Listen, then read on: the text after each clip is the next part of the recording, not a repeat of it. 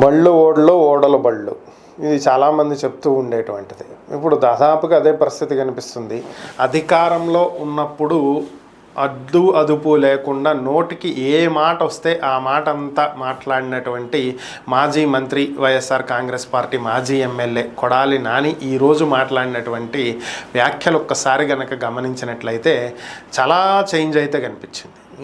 ఈరోజు తాడేపల్లిలో వైఎస్ఆర్ కాంగ్రెస్ పార్టీ విస్తృత స్థాయి సమావేశంలో పాల్గొన్న తర్వాత ఆయన మీడియాతో మాట్లాడటం జరిగింది. మీడియాతో మాట్లాడినటువంటి సందర్భంలో జనరల్గా ఎప్పుడు కొడాలి నాని మాట్లాడినా చంద్రబాబు నాయుడు, తుప్పు నాయుడు, పప్పు నాయుడు, ఆడి బాబు ఖర్జూర్ నాయుడు, ఆడో పకోడీగాడు ఇట్లాంటివే మాట్లాడుతూ ఉంటాడు తప్ప ఏ రోజు కూడా పద్ధతిగా మాట్లాడినటువంటి సందర్భాలే లేవు.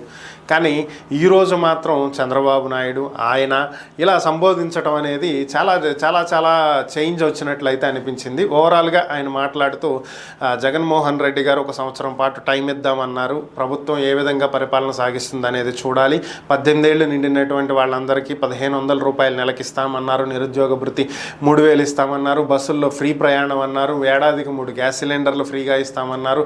సో ఇలాంటివన్నీ కూడా ఒకసారి చూసినట్లయితే ఎన్నో హామీలు ఇచ్చారు. ఇవన్నీ ఎప్పటి నుంచి అమలు చేస్తారు, ఎప్పటి నుంచి ప్రారంభించబోతున్నారు, అసలు ఏం చేయబోతున్నారు అనేది ఇప్పటి వరకు అయితే ఏమీ ఎక్కడా కూడా మాట్లాడలేదు.